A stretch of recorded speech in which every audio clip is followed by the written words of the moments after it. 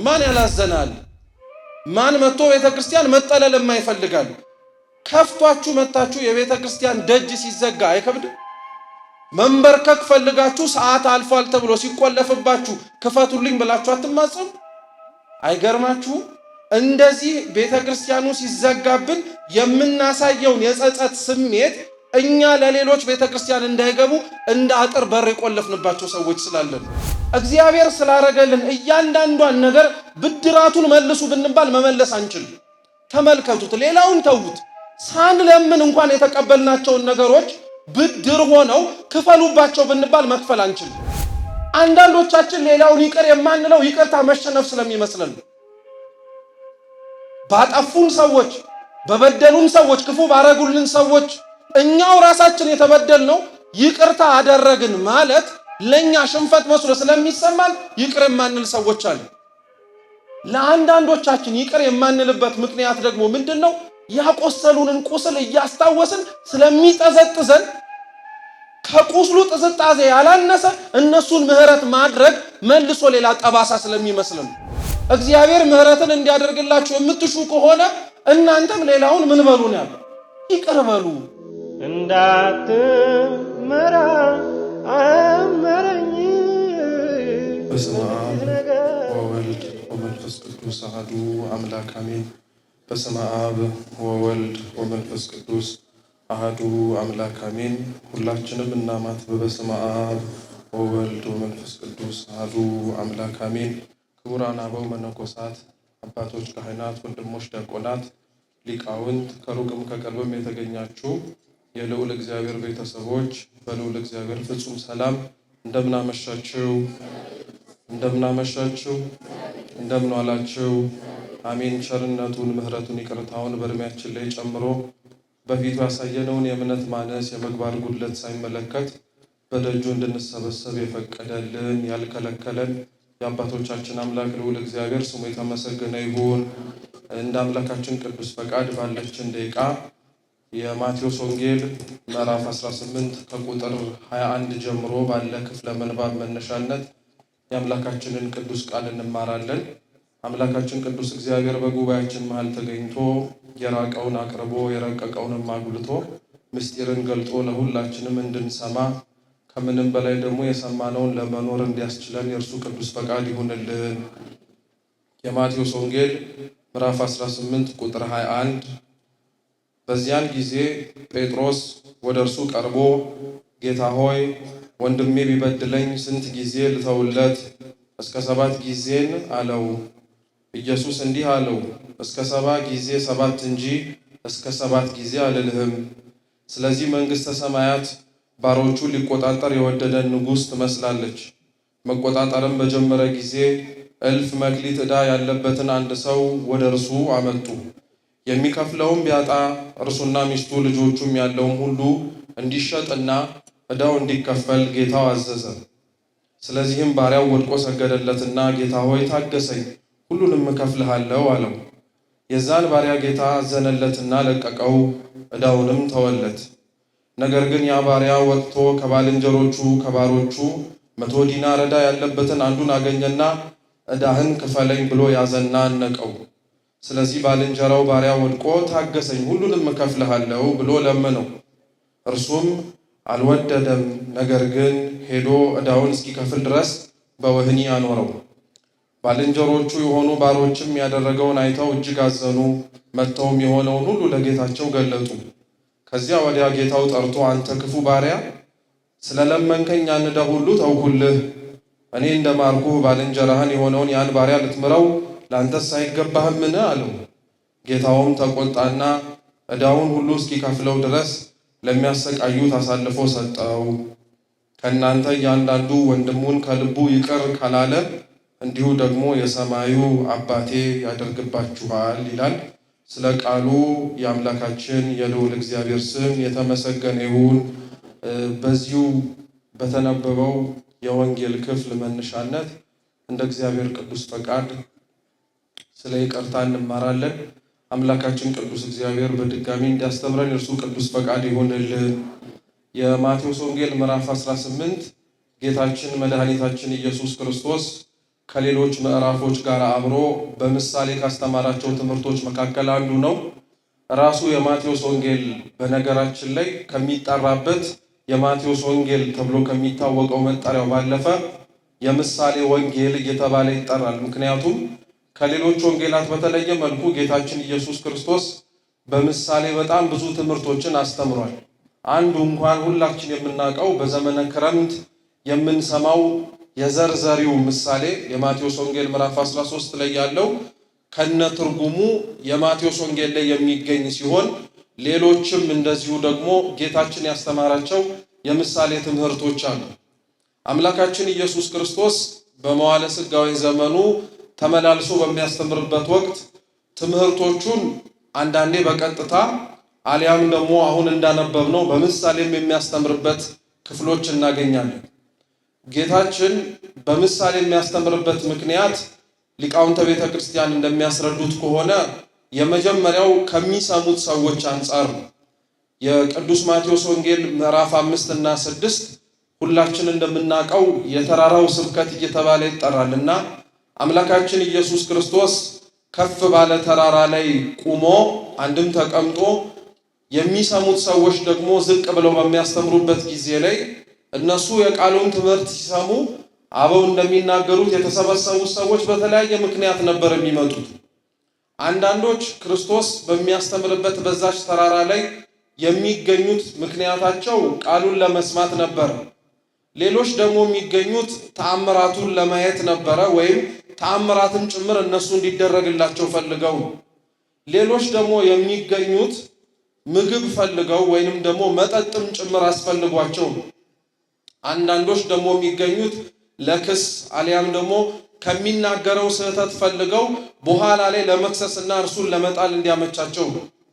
ሌሎች ደግሞ ይገኙ የነበሩት ከእርሱ ጋር እስከ መጨረሻው ጭምር ለመዝለቅ ነው። ታዲያ ሊቃውንት ሲያስረዱ ዛሬም ተራራ ተብላ በምትጠራው ከፍታ ላይ ባለች ቤተ ክርስቲያን ላይ እንኳን እኛ እዚህ ይቅርና ሌላውን ቦታ ላይ ያለ ሰው ከነዚህ ከአምስቱ ምክንያት አይወጣም ወደ ቤተ ክርስቲያን ሲመጣ። አንዳንዶቻችን ዛሬ የመጣ ነው ቃሉን ለመስማት ነው።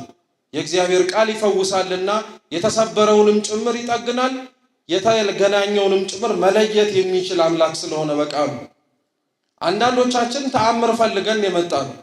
በሕይወታችን ብዙ ጥያቄ ስላለን ጭንቃችንንም እግዚአብሔር አምላክ አራግፎልን የእሱን ሸክም መሸከም እንድንችልና የእኛን ሸክም ግን ለእሱ አሸክመንና ነፃ ወጥተን መሄድ የምንችልበትን ሕይወት ለማግኘት አለያም ደግሞ በስጋችን ጤና አጥተን በስጋችን ሕሙም ሆነን ደዌ ይዞን የመጣን ተአምር ፈልገን የተገኘን ሰዎች አለን። ሌሎቻችን ምግብና መጠጥ ጠምቶን የመጣን ሰዎች አለን። እንደምታውቁት የጥንቷ ቤተ ክርስቲያን ጀምሮ እስካሁን ካሉት መጠለያ ከሚሰራበት ዋነኛው ምክንያት መካከል እኔና እናንተ ለሱባኤ ስንመጣ ወይም ደግሞ ከቅጥረ ቤተ ክርስቲያን ውስጥ ቦታ ሲሞላ እንድናርፍበት ጭምር ተብሎ አይደለም። መጠለያዎች በዋነኝነት የሚሰሩት ዝክር፣ ጽዋ የሚባሉት መንፈሳዊ ማህበራት እንዲከናወኑ ለማስቻል ነው። ከዛ ከፍ ሲልም ደግሞ በእነዚህ በዝክርና በጽዋ የሚዘጋጀውን ጸበል ጻድቅ እንበለው ድግስን ሰርተው መብላት ለከበዳቸው እና ተርበውና ተጠምተው የሰውን እጅ በማየት የሚኖሩ የኔ ቢጤዎች መጥተው መብላት እንዲችሉ። አሁን ግን ስታዩት ድግሶቻችን የጠገቡትን ከማብላት ያልዘለለ ነው እንጂ የተራቡትን የሚያስብ አይደለም። እንደ እንግዳ ግን ተቀብለን እንድናስተናግዳቸው ወንጌል እንኳን የሚያዘን እንዲህ ብድራቸውን መመለስ ለማይችሉት ሰዎች ነበር። ለዛ ነው ጌታችን ስትመጸውቱ መልሶ ሊመጸውታችሁ ለማይችል ለኔ ቢጤ ስጡት ይላል። ምክንያቱም ባለጸጋ ብታበሉት ሌላ ሊያበላችሁ የሚችል ከእናንተም የተሻለ ድግስ ደግሶ መውጣት ይችላል። እናንተ እንዲያውም ባለዳ ትሆናላችሁ። ለዛ እኮ ነው ብዙ መንፈሳዊ ዝክሮች መንፈሳዊ የሆነው ጠባያቸውን አጥተው ፉክክርና ውድድር ከሆኑ ሰንብተዋል። እነንትና ከደገሱት የተሻለ ድግስ ለመደገስ ተብሎ ስለሚታሰብ የሌላቸውን መንገድ ላይ ወድቀው ለመብላት የሚመኙትን ሰዎች ግን ሰብስበን ብናበላቸው የተሻለ ደግሰው ሊያበሉን የሚችሉበት አቅም ስለሌላቸው እግዚአብሔር ይስጣችሁ ብለው ነው የሚወጡት። ማን ይስጣችሁ?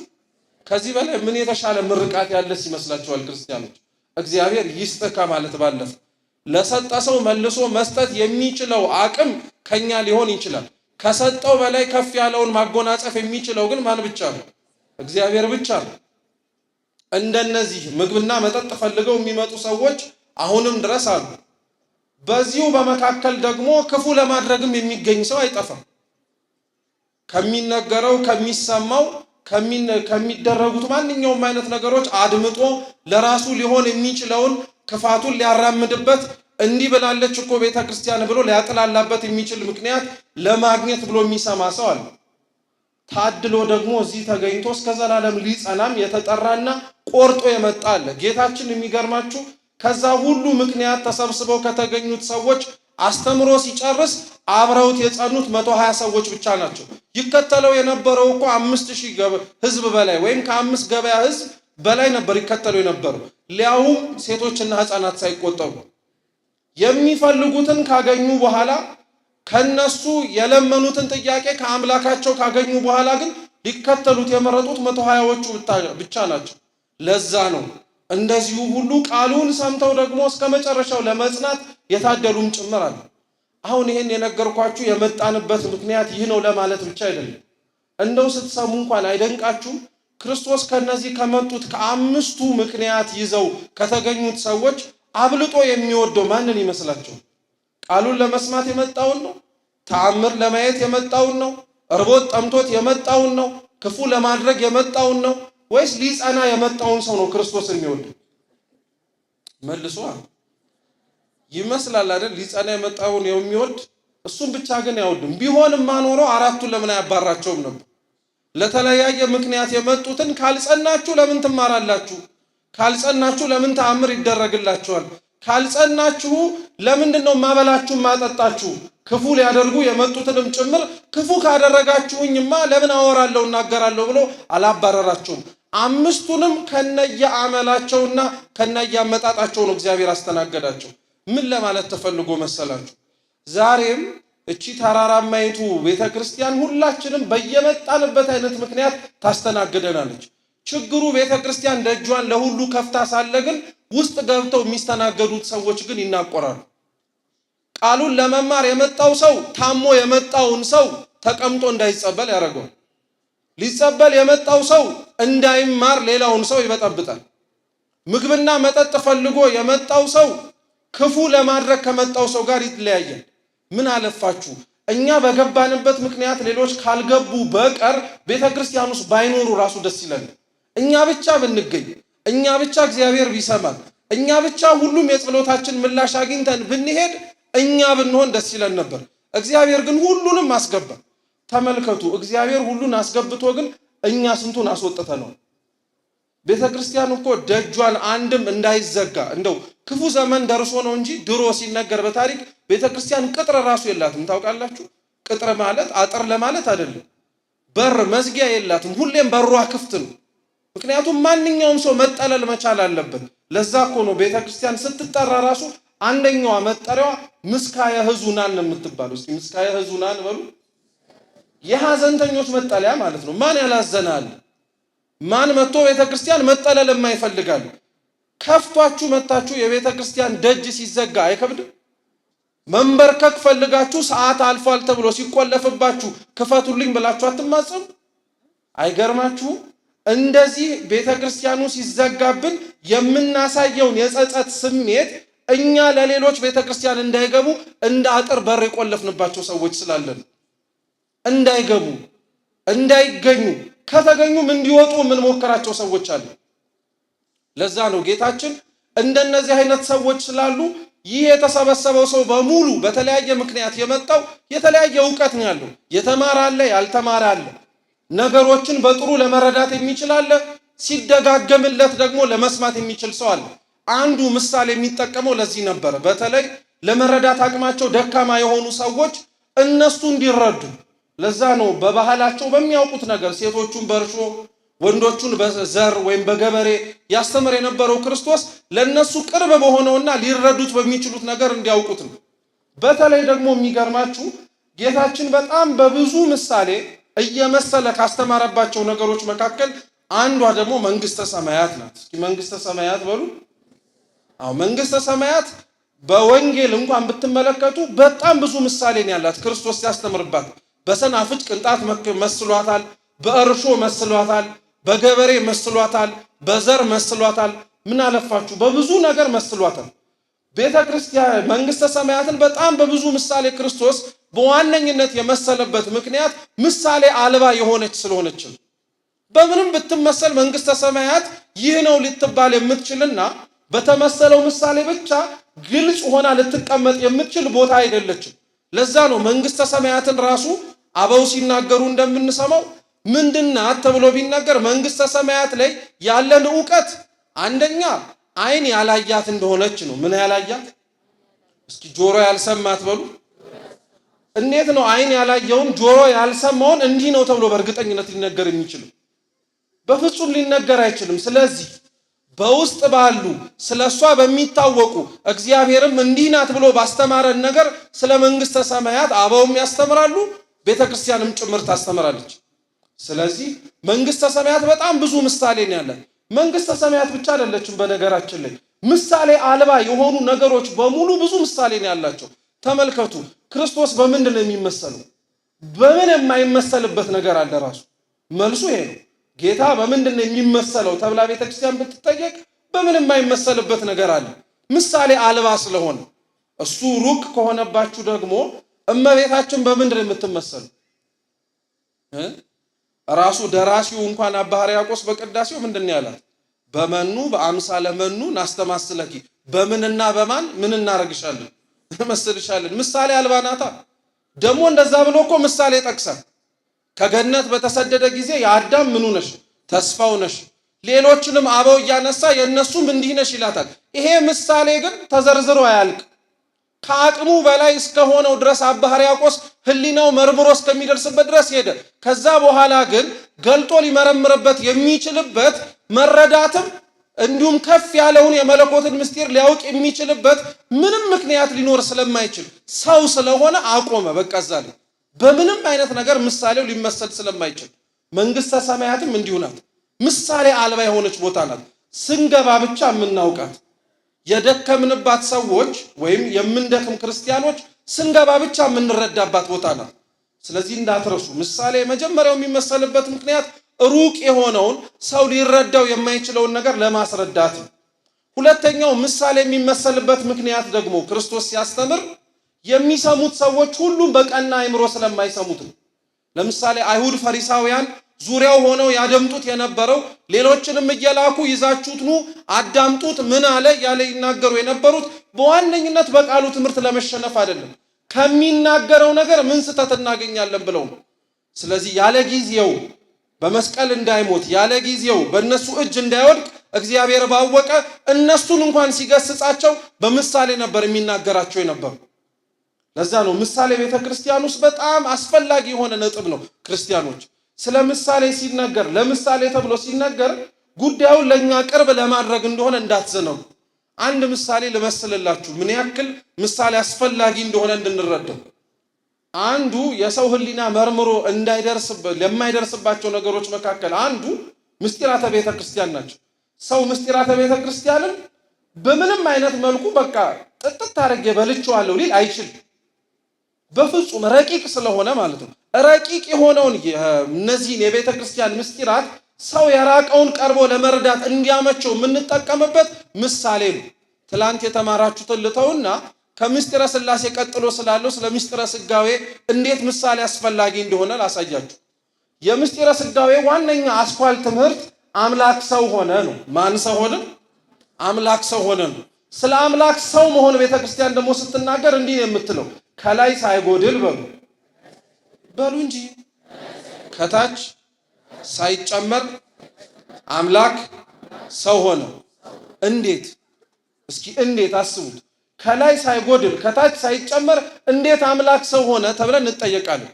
አንደኛው ማወቅ ያለብን ነገር የአምላክ ሰው የመሆን ምስጢር የሚደነቅ ነው እንጂ የሚመረመር አይደለም። የሰው ህሊና ቢያወጣው ቢያወርደው የሚደርስበት አይደለም። እንደማይደርስበት አውቆ አድንቆ ያከብረዋል እንጂ እንኳን የሰው ህሊና ይቅርና ከላይ ሳይጎድል ከታች ሳይጨመር ከኛ እንኳን በአፈጣጠር የሚለዩት ረቂቃን የሆኑት ቅዱሳን መላእክት እንኳን በእመቤታችን ጀርባ ታዝሎ በላይ በሰማያት ከአብ ከመንፈስ ቅዱስ ጋር ሲሰለስ ሲቀደስ አምላካቸውን ሲያዩት ስቡህ ብቻ ነው ያሉት። በቃ እጹብ ድንቅ ስቡህ ምስጉና ብቻ ነው ያሉት። እነሱ እንኳን ሊመረምሩት አይችሉም።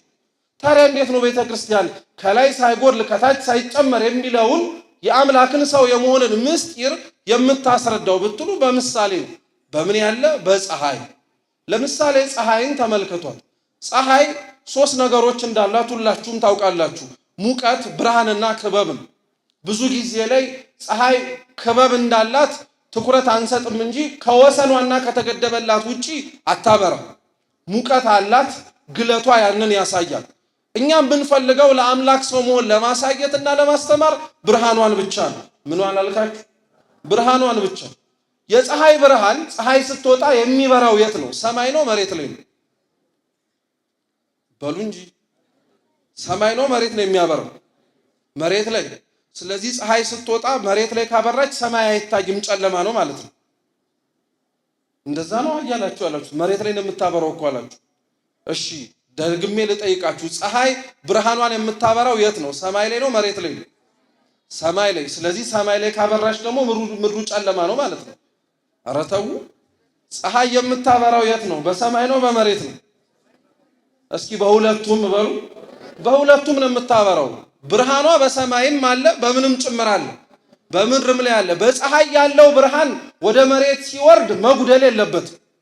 በመሬት ያለው ብርሃን ደግሞ ከላይ ስለወረደ እዚህ የሚጨመር ነገርም የለም። የፀሐይ ብርሃን ስትወጣ በላይ ሳትጎድ በታች ሳትጨመር ማብራት ከቻለች እንዴት እሷን የፈጠረው እግዚአብሔር በላይም ሳይጎድል በታችም ሳይጨመር ሰው መሆን አይችልም ተብሎ ሊነገርለት ይችላል?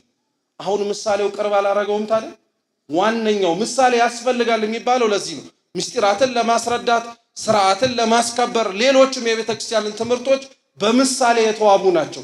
ይህንን መሰረትነት ያገኘነው ደግሞ ከክርስቶስ ነው። እኛ ትምህርታችንን ያነሳነው ጌታችን ኢየሱስ ክርስቶስ መስሎ ካስተማረባቸው ትምህርቶች መካከል አንዱ ነው። ሲነበብ እንደሰማችሁት የማቴዎስ ወንጌል ምዕራፍ 18 ቁጥር 21 ከ12ቱ ደቀ መዛሙርት መካከል አንዱ የሆነው ቅዱስ ጴጥሮስ ወደ ጌታችን ቀረበና ወንድሜ ቢበድለኝ ስንት ጊዜ ይቅር ልበለው አለ። ያቀረበው ጥያቄ የይቅርታ ጥያቄ ነው። 3 ጊዜ ይቅር ልበለው፣ 7 ጊዜ ይቅር ልበለው ብሎ ተናገረ። በአይሁድ ስርዓት መሰረት እንደሚነገረው ከሆነ መጽሐፍቶቻቸው አንድ ሰው ሌላውን ሰው ሲበድል 3 ጊዜ ይቅር ለማለት ይችላል።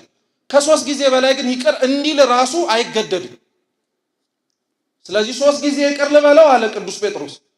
ትንሽ 3 እንኳን አነሰች ከተባለ 7 ጊዜ ይቅር ልበለው አለ። ያው ከ3 7 ከፍ ስለሚል በቁጥር ደረጃ ጌታችን ኢየሱስ ክርስቶስ ምን ብሎ መለሰለት? ወንድም ቢበድልህ 7 ጊዜ ብቻ ሳይሆን 7 ጊዜ 70 ጊዜ ይቅር በለው አለ። ጉዳዩ የቁጥር አይደለም። በነገራችን ያው በሚያውቀውና ቅዱስ ጴጥሮስ ባደገበት በአይሁድ ስርዓት ቁጥሩን ከፍ አድርጎ ምህረት ላድርግ ብሎ ጠየቀው።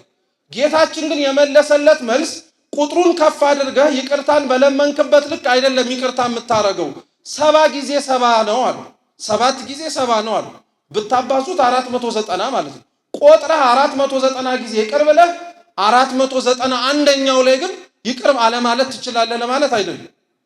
ባጭሩ ተደጋጋሚ ይቅር ቢልህ እረፍት አልባ ሆነ አንተም ተደጋጋሚ ቢበድልህ አንተ ይቅር ለማለት አትዘግይ ለማለት እና ክርስቶስ ተደጋጋሚ ሲበደል ተደጋጋሚ ይቅርታ ለማለት እንዲረዳው የሚያስችለውን ትምህርት ለቅዱስ ጴጥሮስ በምሳሌ አስረዳው።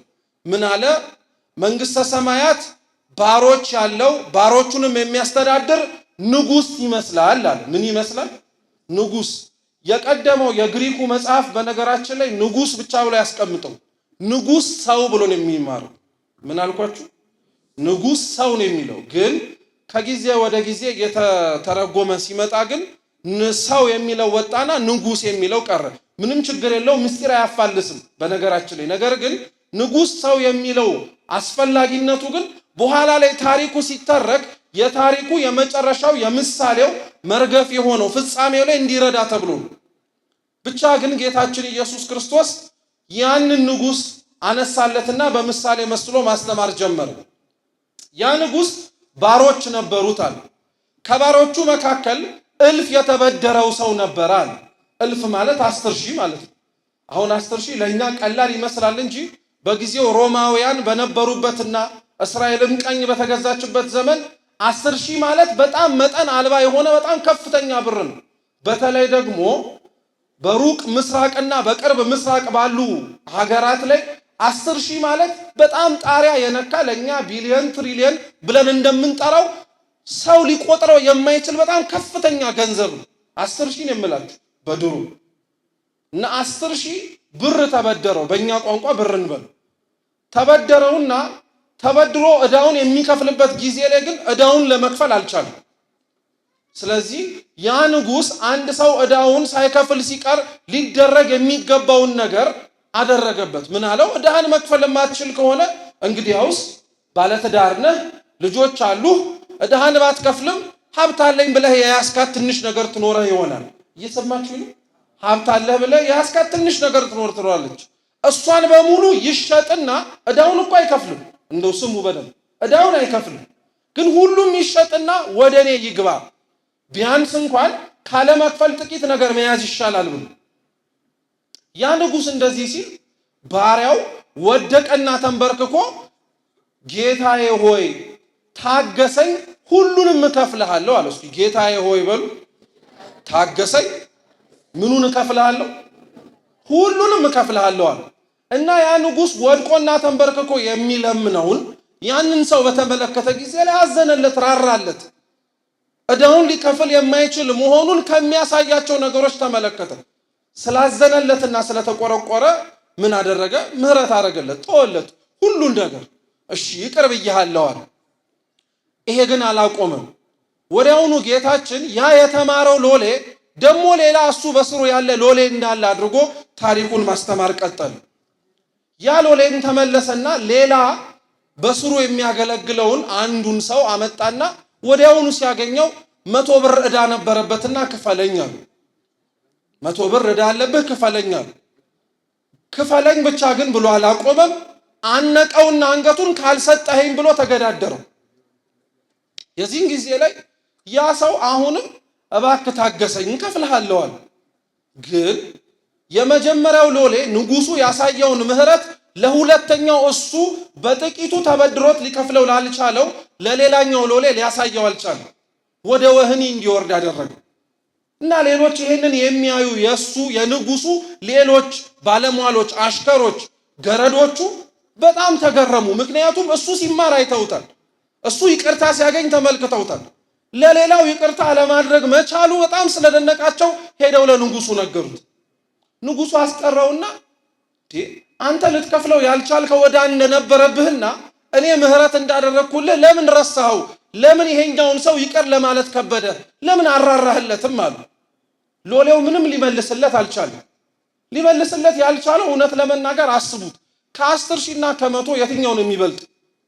10,000 ብሩ ያን ያክል አስፈልጎት አይደለም። ብሩ ያን ያክል አስጨንቆት አይደለም። ሲሰላ ራሱ እሱ የነበረበትና ንጉሱ የተወለት ዕዳ ማለት ክርስቲያኖች ስሙ 10,000 የሆኑ መክሊቶች ወይም ብዛት ያላቸው ዋጋዎች በጊዜው በነበረው በሂሳብ ምንዛሬ ብንሰራው 200,000 የሆኑ እስራኤላውያን በአመት የሚከፈላቸው ደሞዝ 6,000 ዲናር እንደማለት ነው። 10,000 ቢመነዘር በእስራኤል በነበሩበት ጊዜ ነው። ይሄንን ያክል የተማረለት እሱ ደግሞ ጠይቆ ያልተመለሰለት 100 ነው። እንደው ብታሰሉት እንኳን ምናልባት ለወራት ወይ ለሳምንታት ያለ ክፍያ ሊሆን ይችላል። እንዴት ልትምረው አልቻልክም አሉ።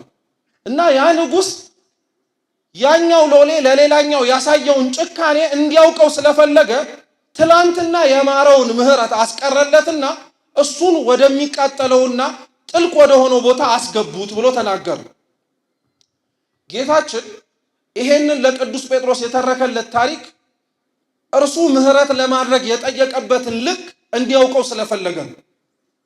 ንጉስ እየተባለ የንጉስ ሰው እየተባለ በግሪኩ ደግሞ የሚጠቀሰው ጌታችን ኢየሱስ ክርስቶስ ነው። ምህረት እንዲደረግለት መጀመሪያ ላይ መጥቶ ሲለምን የነበረው የመጀመሪያው ሎሌ ወይንም ደግሞ ባሪያ እኛ ነን። 10,000 የሆነ ብዙ ብድር አበደረው ማለት ሊከፍለው የማይችለውን ነገር በሙሉ እግዚአብሔር ለዛ ሰው ሰጠው ማለት ነው። ክርስቲያኖች በህይወታችሁ እጃችሁ ላይ ኖሯችሁ ወይም ሳይኖራችሁም ጭምር ከእግዚአብሔር የምትለምኑት ምንም ነገር መልሳችሁ ልትከፍሉት የምትችሉት ነገር አይደለም።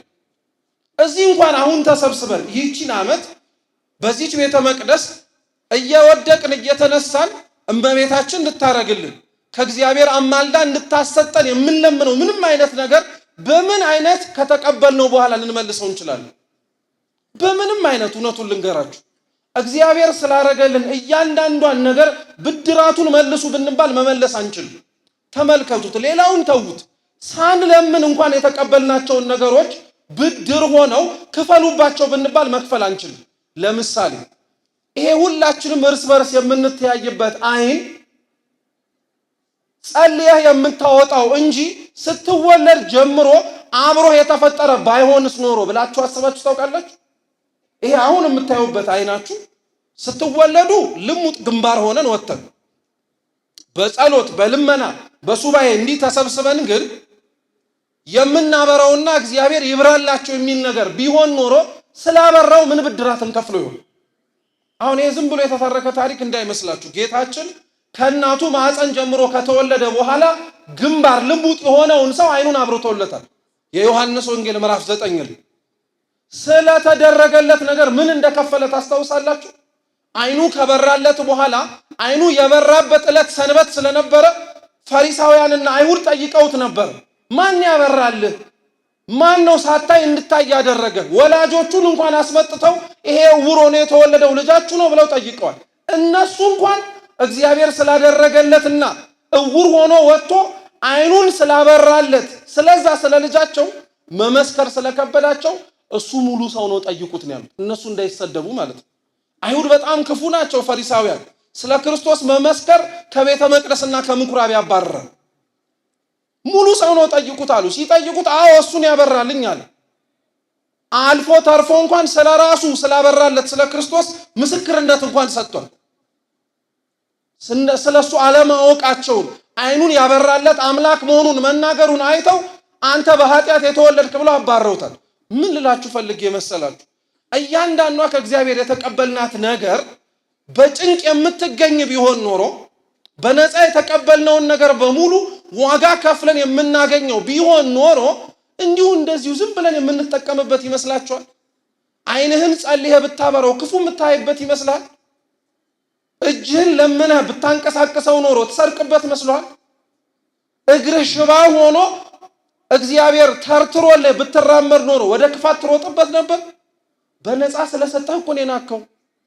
ሳትለምን ስላደረገልህ እኮ ነው እንደዚሁ ዝም ብለህ ያባከንከው እንጂ እግዚአብሔር ለምነን ቢሆን ኖሮ ያገኘነው፣ ተማጽነን ቢሆን ኖሮ ይህን በሙሉ ያገኘነው አናረገውም። ለዛ እኮ ነው ተመልከቱ፣ እኛ በነፃ ተሰጥቶን ያገኘነውን ነገር አንዳንዶች እግዚአብሔር ባወቀ በነፃ ሳያገኙት በተለያየ መንገድ ሲመለስላቸው ታያላችሁ አይደል እንዴ?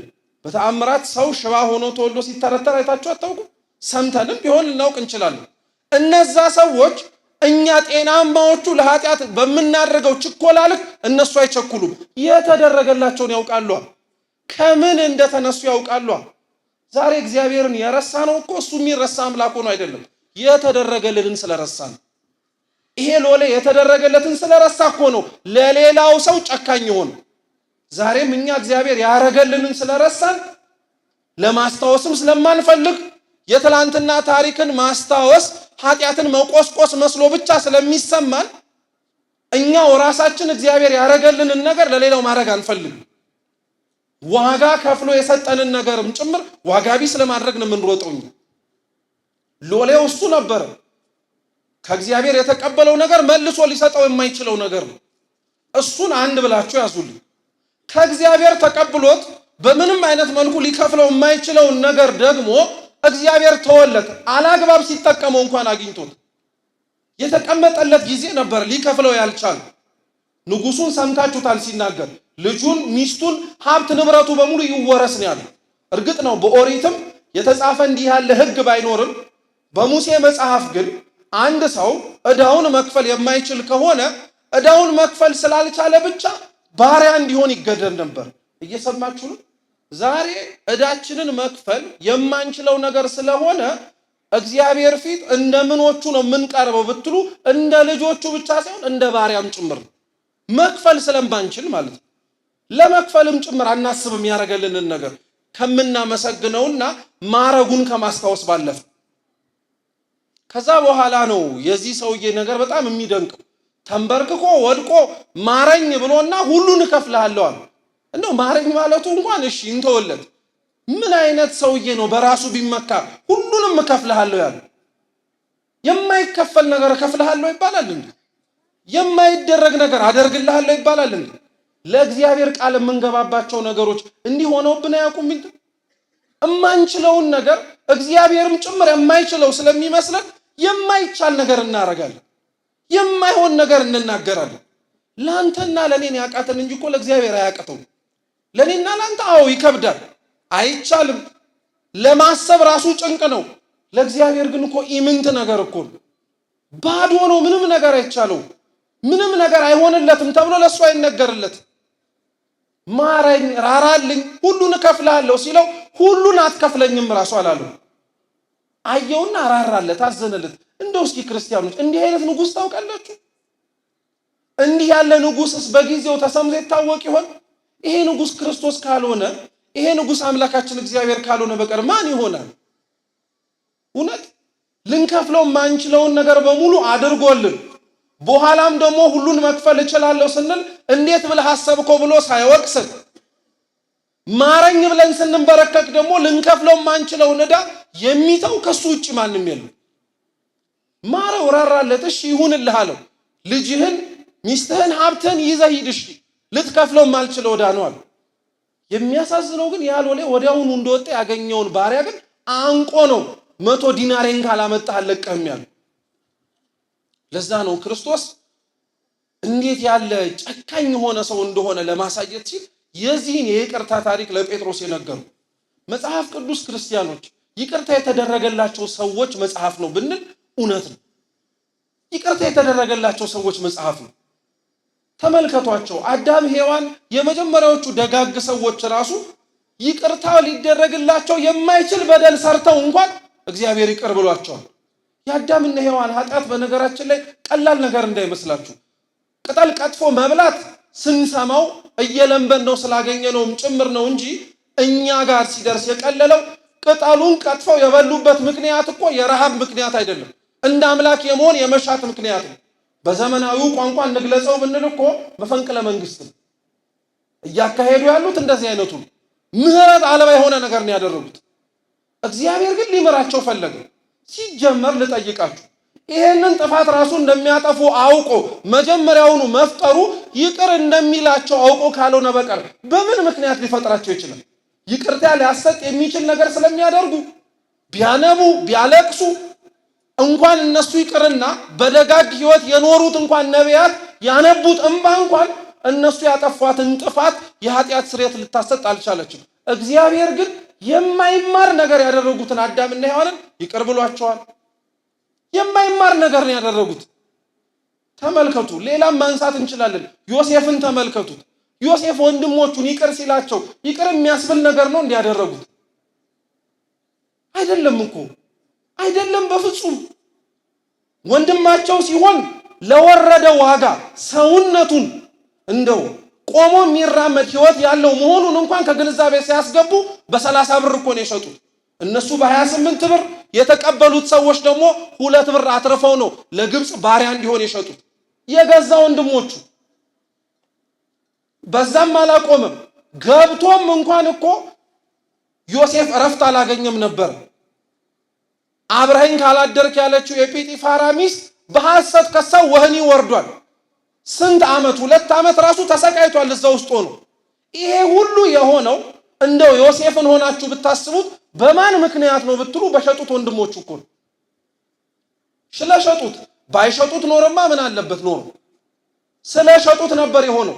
ይሄ አላንስ ብሏቸው ወንድሞቹ በግ አርደው ስጋውን በልተው ደሙን የሚወደውን ልብስ ለብሰው ቀብተው ለቅልቀው አባታቸውን ያዕቆብ እርምህን አውጣ ብለው ለዘመናት አስለቀሰውታል። ከሱ ሳያንስ እነዚህን ወንድሞቹን ነው ራበን ብለው ሲመጡ ትላንትና ያደረጉትን ነገር አስታውሶ ላያረግባቸው የሚችላቸው ሊሆንባቸው የሚችል ምንም አይሆን ነገር ነበር። ምንም አላላቸው። ኑ ብሉ ኑ ጠጡ ብሎ ነው የከፈተላቸው። እንደው እነዚህንና ሌሎቹን ማላነሳላችሁ ለምን መሰላችሁ? ክርስቲያኖች እኛ ተበድለን ይቅር የማንልበት ምን ይቅር የማያስብል ምክንያት አለ? እንደ ዮሴፍ ተሽጠሃል? የገዛ ወንድሞችን የማታውቀው ባዕድ ሀገር ሄደ ባሪያ እንድትሆን ወርደውብሃል? ሞተሃል ብለው ለወላጆች ለሚወድህ በሙሉ የምትወደውን ልብስ ደም ቀብተው ሞቷል እርማችሁን አውጡለት ብለው ተናግረውብሃል?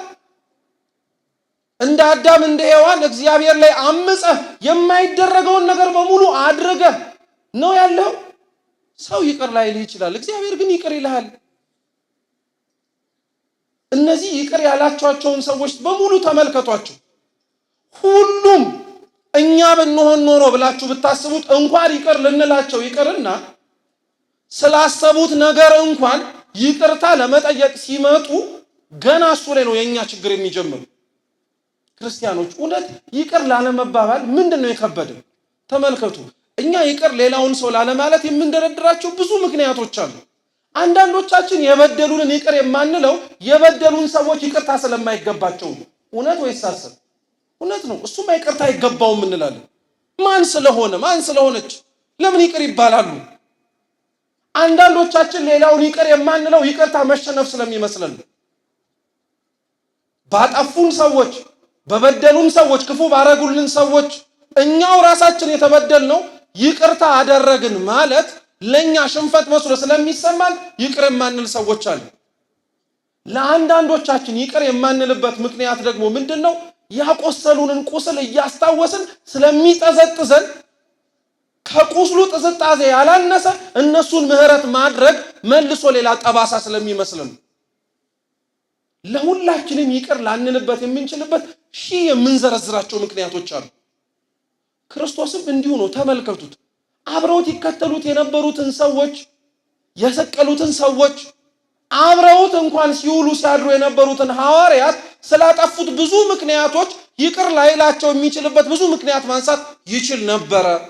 ተመልከቱ። ጸሐፊው እንኳን ወንጌሉን የጻፈው ማቴዎስ ይቅር ላይባልበት የሚችል ምክንያት ነበር። ማቴዎስ ቀራጭ እኮ ነው። ቀራጭ ማለት በዘመናዊ ቋንቋ ግብር ሰብሳቢ ነው። በዘመኑ ቀራጭነት ሙያ ብቻ አይደለም። ለሮም መንግስት ገንዘብ ሰብስቦ መስጠት፣ ለራሳቸውም ኪስ ደግሞ የሚበቃቸውን ህዝቡን እያስጨነቁ ግብር ነው እያሉ መቀበል ነበር። ከዚህ አይነት ሁኔታ ነው ማቴዎስን አንስቶት ከቀራጭነት በሩ ላይ ጠርቶት ተከተለኝ አለ። ማቴዎስ ቀራጭነቱን ትቶ የራሱን ቁም ተስካር ምሳ አብልቶ ቤቱን እንደተከፈተ ትቶ ከሄደ በኋላ እግዚአብሔር ትላንትና የነበረውን ቀራጭነቱን እያስታወሰ አንተ ቀራጭ እያለ ተናግሮት ያውቃል? አንድም ቀን በስሙ እንዲጠርቶት አያውቅም። ይሄ ገርማችኋል እንዴ? አሳልፎ እንደሚሰጠው እያወቀ ከናንተ መካከል አንዳችሁ ትሸጡኛላችሁ እያለ እሱ እንዲነቃ ሌሎች ወንድሞቹን እንኳን ሲያስደነግጣቸው የነበረውን ይሁዳን እንኳን አላስደነግጠው። አንተ ነው አሳልፈ የምትሸጠኝ ብሎ ጣቱን አልጠቆመበትም። ስለነዚህ ሰዎች ታሪክ ስንሰማ ተደጋጋሚ ስናደምጥ እኛ እነሱ እንሆን ብላችሁ ጠይቃችሁ ታውቃላችሁ? ከይሁዳ የከፋን እኮ ነን እኛ። እውነቴን እንምላችሁ በእውነት ከይሁዳ የከፋን ነን እኛ። እንደውም ለአንድ ሊቅ ምን አለ መሰላችሁ? በጊዜው ይሁዳ ክርስቶስን የሸጠው በ30 ብር ነው። እኛ በዚህ ዘመን ያለን ሰዎች ጌታን ብናገኘው ኖር በነፃ እንሰጠው ነበር። በነፃ ምንም ዋጋ ሳናወጣ። እንዴት አወክ ብትሉ ኃጢአት ስትሰሩ ሰይጣን ስንት ከፍሏችሁ? ምን ቃል ገብቶላችሁ? ምን ሊሰጣችሁ የሚችለው መንግስት እንዳለ ነግሯችሁ? ምንም ተስፋ ሳይሰጠን ለሰይጣን በደል መስራት ጥሩ እንደሆነ አምነን ስጋዊ ድክመታችንን ምክንያት አድርገን ፈጸምን ማለት ጌታን 30 ብር ሳይሆን ከዛ ባነሰ ዋጋ አሳልፈን ሸጥ ነው ማለት ነው። ከይሁዳ የከፋን እኛ ነን። ማቴዎስ የትላንትና ኃጢአቱን ትቶ የተመለሰ ሰው ነው። ቀራጭነቱን ረስቶ በዛም አልተወነጀልም። የትላንትና በደላቸውን ረስተው እግዚአብሔር እንዲያስተካክላቸው የመጡ ሰዎችን እግዚአብሔር ይቅር ሲላቸው እኛም ማንላቸው አንብስም? አላውቅልህም የት እንደነበርክ እያልን የምናሸማቀቃቸው፣ ደና ሰው አትመስልም ቆመ ስታስቀድስ የምንላቸው፣ ከዚህ ስትወጣ ምን እንደምታረግ የማናውቅ መሰለህ እያልን ሐሳባችን፣ አንደበታችን፣ ድርጊታችንም ጭምር የሚዘልፋቸው ሰዎች አሉ። ማቴዎስ የትላንትና ቀራጭነቱን አይደለም ክርስቶስ ሲጠራው ያየው የነገ ሐዋርያ መሆኑን ነው። ጳውሎስን ሲመለከተው ሲጠራው የትላንትና አሳዳጅነቱን አይቶ አይደለም ምርጥ ዕቃነቱን ተመልክቶ ነው። ታዲያ ክርስቲያኖች ምን ሆነን ነው እኛ ሌላውን ይቅር ላንልበት የምንችል ምን በቂ ምክንያት አግኝተን? እኛን ከበደሉን በላይ እግዚአብሔርን አልበደሉትም እኚህ ሰዎች? እኛስ ሌላውን በደልን ከምንለው በላይ እግዚአብሔርን አላሳዘን ነው? በደንብ አድርገን ተመልከቱ ክርስቲያኖች። ሌላውን ሰው ይቅር ላለማለት አክርረን የምናጠብቀው ገመድ እግዚአብሔር እኛን ይቅር እንዳይለን የምናስረው ገመድ። ሌላውን ሰው ይቅር ለማለት የምንፈታው ገመድ እግዚአብሔር እኛን ይቅር እንዲለን የምንፈታውም ጭምር። በቃ አጭር እኮ ነው። ክርስቶስ ስለ ይቅርታ ሲያስተምር እናንተ ይቅር መባል የምትፈልጉ ከሆነ እግዚአብሔር ምህረትን እንዲያደርግላችሁ የምትሹ ከሆነ እናንተም ሌላውን ምን በሉ ነው ያለው? ይቅር በሉ። ይቅር ብለን ነው እኛ ታዲያ እዚህ የተሰበሰብነው? ይቅርታ አድርገን ነው ልባችን ንጹህ ሆኖ ነው የመጣ ነው? ተው ክርስቲያኖች፣ ቤተክርስቲያን ደጇን ከፍታ እግዚአብሔር እጆቹን ዘርግቶ ተቀበለን ማለት ቢያንስ ለመስተካከል እድል እንደሰጠን አምነን የምንመጣው እንጂ ከነችግራችንና ልናስወግደው የምንችለውን ነገር በሙሉ ችግር የለም ብለን እንድንመጣ አይደለም። ይቅር ማለት ለምን ከበደን? እውነት አንዳንዴ አስቡት ክርስቲያኖች፣ እንኳን እኛ እርስ በርስ ይቅርና በደሉን ብለን የምንናገራቸው ሰዎች ቤተክርስቲያን ውስጥ ቢመጡ የማያስገባቸው የእግዚአብሔር ይቅር አለ ማለት ነው ወይስ የኛም ቢተኝነት ነው? የኛም ቢተኝነት እኮ ነው። ሁሉንም አስቧቸው። ክፉ አረጉብን የምትሏቸውን ሰዎች ሁሉንም ምን ክፉ ያደረጉብን ነገር አለ? ሁሉንም አስቡት። እኒህን እግዚአብሔር ይቅር እንዲላቸው የሚያስፈልገው መጠጋት ብቻ ነው። ለነሱ ማረኝ ብሎ መናገር ነው። ለነሱ ሲነሱ እግዚአብሔር አምላክ ምህረት መያዣ ነው። እንዴት አወክ ብትሉ ዛሬ በስንክሳራችን ታስበው ከሚውሉ ቅዱሳን መካከል አንዷ ቅድስት አትናሲያ ናት። በረከቷ ለሁላችን ትድረሰን። ቅድስት አትናሲያ የትላንትና ህይወቷ በጣም ጥሩ ነበር። እየመጸወተች ለሊቃነ ጳጳሳት እያበላች ለካህናት እያበላች እያጠጣች በረከት ትዝቅ የነበረች ሴት ነበረች። የቀን መጣያው አይታወቅምና ክፉ ገን ገጠማት። ክፉ የሆኑ ሰዎች ቤቷ ገፍተው ክፉ ምክር መከሯት። ተለወጠች ወዲያውኑ። ትላንት ትሰጥ የነበረው ትመጸውት የነበረው መልካም የሆነችው አትናሲያ ዘማዊ ሆነች። ትላንትና የሚያቋት ሰዎች በሙሉ በክፋቷ ምክንያት ሲርቁ ስለ ክፋቷ ብለው ደግሞ ብዙ ሰዎች ቀርቧት። ይሄ የጽድቅ ስራዋ መቋረጡን በገዳም ውስጥ ያሉ አበው ሰሙና አባ ዮሐንስ አጼር ከገዳሙ ተመረጠና አንተ ሄደህ ለዚህ ተልኮ ይህቺ ነፍስ እንድትነቃ ምከር ተብሎ ተላከ። ጸሎት ተቀብሎ ወጣ።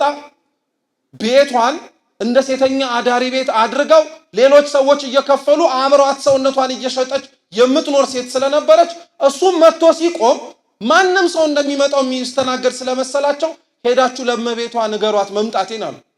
እሷም ሽቷን ነስንሳ አልጋዋን አነጥፋ ለዝሙት የሚመቻትን ነገር በሙሉ አድርጋ አልጋዋ ላይ ተኛች።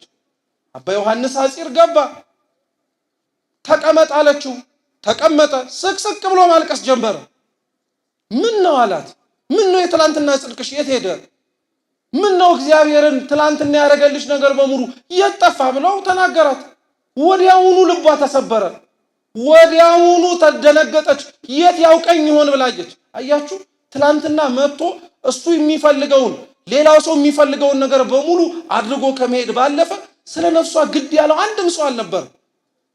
ዛሬም እውነት ልንገራችሁ ክርስቲያኖች፣ ስለ ሌላው ነፍስ አብዛኞቻችን ግድ አይለንም። የኛ ጸሎት ይሰማ፣ እኛ እግዚአብሔር ይቅር ይበለን፣ ራሴ በግል ማለት ነው እንጂ ሌላው ይቅር ይባል አይባል፣ ሌላው ምህረት ያገኝ አያገኝ። በጣም እኮ ነው የምናሳዝነው። እንደ ሀገር እንኳንና እንደ ክርስቲያን እንደ ቤተ ክርስቲያን የመጣብንን ችግር እንኳን እያየን አብረን ምህረትን አንለምንም። እኛ ብቻ መማር ነው የምንፈልገው። ተምረህ የት ልትሄድ ነው? ብቻህን መንግስተ ሰማያት ልትገባ? እናትህ፣ አባትህ፣ ወገን ዘመድ አብረውት የቆረቡት ተሰጦ የመለሱት ሌሎች ነፍሳት አይገዱህም? አያሳስቡህም? እነሱ አባ ዮሐንስ አጼር ሲነግራት ወዲያውኑ ደነገጠች። ምን ላርግ አለችው። አብረሽኝ ውጪ አለ። ማቄን፣ ልብሴን፣ ጨርቄን የትላንትና ኃጢአቴን ይቅር ይለኝ ይሆን አይለኝ ብላ ሳታስብ እኛ እኮ ኑ እንኳን ስንባል ይምረኝ ይሆን አይሆን የሚል የማስተባበያ ጥያቄ እንኳን እናቀርባለን። አንተን እንጂ መማር አለመማር የእግዚአብሔር ድርሻ ነው። ጥላው ሄደች። መንገድ ላይ ሲሄዱ መሸ። ጫካ ውስጥ እሱም በራሱ ቦታ እሷም በራሷ ቦታ ተኛች። አባ ዮሐንስ አጼር ማለዳ ሲነሳ ነፍሷ የለችም፣ ሙታለች። ምንም ሊያደርግ አይችልም። ተመልሶ ወደ ገዳሙ ሄደ። በገዳም ያሉት አበው ግን ምን አሉት መሰላችሁ? ከማን ጋር ነበረ ትላንትና ያደርከው አሉት። አትናሲያን ይዣት መጥቼ ከኃጢአቷ አስትቻት ጫካ ውስጥ ነበር የተኛቸው። አይገርምህም አሉት። አንተ የተኛህበት ጫካ ላይ ከምድር እስከ ሰማይ የተዘረጋ መሰላል የሰማይ መላእክት ሲወጡ ሲወርዱ አይተን ነበራል። ለማን? ለአትናሲያ። እግዚአብሔር ይቅር አላት ሲሉ፣ አዎ ገና ትታው ስትወጣ ነው ምህረት ያደርግላታል። ትተን ስንመጣ ምህረት የሚያደርግልን አምላክ እንደሆነ አትጠራጠሩ ክርስቲያኖች። ችግሩ እኛ ትተው የመጡንን ሰዎች ምህረት አለማድረጋችን። ደስ ይላል አይደል? እግዚአብሔር ምህረት አደረገላት ሲባል ከንፈር ያስመጥጣል ያስብላል አይደል? አንተ ምህረት ያላረክለት ሰው አያሳዝንም? ያንተን ይቅርታ ደጅ እየጠና ማረኝ የሚለው ሰውስ ልብ አያሳዝንም? እግዚአብሔር እንዲምረን መማማር አለብን። እውነቴን እንምላችሁ ዘመናችን ይቅርታን ከሚናገረው ይልቅ ጥላቻን መንዛት ስለለመደበት እኛም ተጸናወትን። ሰው ይቅርታ ልናረግለት ከሚገባው ነገር ይልቅ ምህረት ላንዳረግለት የምንችልበትን ምክንያት በደማቅ ቀለም ነው የምንጽፈው። ሊያው በደማቅ ቀለም። እስኪ ስለ ሰው ደግ የምታስታውሱት ነገር አለ? ምን ቢባል ሊያውም የበደሉን ጥሩ ሰው ነበረ እኮ ብለን የምንጀምር። የትላንትና ነገሩን ከመናገር ይልቅ የዛሬ የሰራውን ነገሩን መናገር እንፈልጋለን። ይቅርታችን በብዙ ነገር ታጠረ ክርስቲያኖች። ሁሉም ከላይ እስከታች ያለው በደለ እንላለን። እሺ ታዲያ ይቅርታው ከየት ይጀምር? ከሆነ ቦታ ካልጀመረ እያለን አሁንም እየጠበቅን ነው። እኛ ምን አለበት ይቅርታ ብን? እኛ ምን አለበት ምህረት ለማድረግ ብንሄድ? ከኛ መካከል ከፍ ማለትን የሚጠላ ማንም የለም፣ ዝቅ ለማለት ግን የሚወድ ማንም የለም ጭምሩ። እና ቅዱስ ጴጥሮስ ራሱ ጠያቂውን ራሱ ይዩት እስኪ። አሁን ጴጥሮስ ስለ ምህረት የሚለምን ሰው ነው ራሱ። አይገርማችሁ? እሱ እንዳለው ክርስቶስ አዎ 3 ጊዜ ብቻ ነው እንጂ ከዛ በላይ ይቅር አትበለው ቢባል እኮ በዚህችው ቃል የሚመዘነው መጀመሪያ ጴጥሮስ ነው። ለምን? ክርስቶስን ስንት ጊዜ ክዶታል? 3 ጊዜ ዶሮ ሳይጮህ 3 ጊዜ ቢለው ኖሮ ጴጥሮስ ራሱ ምህረት አልባ ነበር፣ ጉዱ ሰርቶት ነበር። ግን አይደለም፣ ተደጋጋሚ ነው ይቅር መባል ያለብህ። አያችሁት? ጴጥሮስ በካደው ልክ በጨከነበት ልክ ያበላውን እጅ እንኳን አላውቅም ብሎ በተናገረበት ልክ ምንም ሊያረግ አልፈለገም ነበር። ማረው፣ ምህረት አረገለት። እኛስ ምህረት የማናረገው ለምንድን? 2 ጓደኛሞች ነበሩ ይባላሉ። እየሰማችሁ ነው? 2 ጓደኛሞች ነበሩና እኒህ ወዳጆች ሩቅ መንገድ ወደ ገዳም ለመሄድ ተነስተው እየመጡ ነው። ልክ አሁን እናንተ እኔ ሁላችንም እንዳረግን እና እነዛ ወንድሞች በመንገድ እየተራመዱ በአንድ ጉዳይ ባነሱት ሐሳብ አይስማሙ። በጣም ነው የሚዋደዱት፣ ለዘመናት ወዳጆች ነበሩ። ዞረና አንደኛው ጓደኛ ሌላኛውን በጥፊ መታ፣ ሞቅ ያለ ጥፊ። እና ደነገጠ። እንዴ ስንት ዓመት አብረው ሲኖሩ እንኳን ሊመታው እጁን አንስቶበት የማያውቅ በጥፊ ሞቅ አረገ። እና እየሄዱበት የነበረበት አሸዋ ላይ በጣም የምወደው ወንድሜ በጥፊ መታኝ ብሎ ጻፈ። ለምንድን ነው የምትጽፈው አለው። እንዳይረሳ ነው አለ። እየሰማችሁ ነው? እንዳይረሳ በጣም የምወደው ወንድሜ በምን መታኛል? በጥፊ መታኛል። እሺ ብለው ትንሽ ርቀት እየሄዱ ወደ ገዳሙ መቅረብ ሲጀምሩ ያው በጥፊ የተመታው ሰውዬ ሳያስበው ወደ ውስጥ የሚስብ ጭቃ ማጥ ውስጥ ገባ እና ማጡ አላንስ ብሎት ወደ ታች እየሳበው በጣም ሲቸገር ያ በጥፊ የመታው ወንድሙ ሊሞትበት ስለሆነ ስቦ ወጣ። ከጎኑ ድንጋይ ነበር። በጣም የምወደው ወንድሜ ከሞት አተረፈኝ ብሎ ደግሞ ድንጋዩ ላይ ጻፈበት። ለምን ይሄን ጻፍከው አለ። ያው ስላተረፍከኝ ነው አለ። እና በጣም ያኛው በጥፊ ሲመታው የነበረው እንዲሁም ያወጣው ወንድሙ በጣም ስለደነቀው ልክ ወደ ቤተ ክርስቲያኑ ሲገቡ ጠየቀው። በጥፊ ሲመታ ባሻዋ ላይ ነው የጻፍከው? ከገባህበት ገደል ሳወጣ ድንጋይ ላይ ነው ቀርጼ የጻፍኩት። ለምን አሉ? አሸዋው ላይ የጻፍኩት እንዲጠፋ ስለፈለኩኝ ነው አሉ። ድንጋዩ ላይ ግን የተጻፈው አይጠፋም። የብዙ ወንድሞቻችንን ኃጢአት እኛ እኮ ድንጋይ ላይ ነው የቀረጽነው እንዳይጠፋ። በደላቸውን መልካም ስራቸውን አሸዋው ላይ እንዲህ ከመሆን እግዚአብሔር አምላክ ይሰውረን። ያስተማረን የመከረን የአባቶቻችን አምላክ ልዑል እግዚአብሔር ስሙ የተመሰገነ ይሁን። የሰማነውን በልቦናችን ሰሌዳ ይጻፍልን።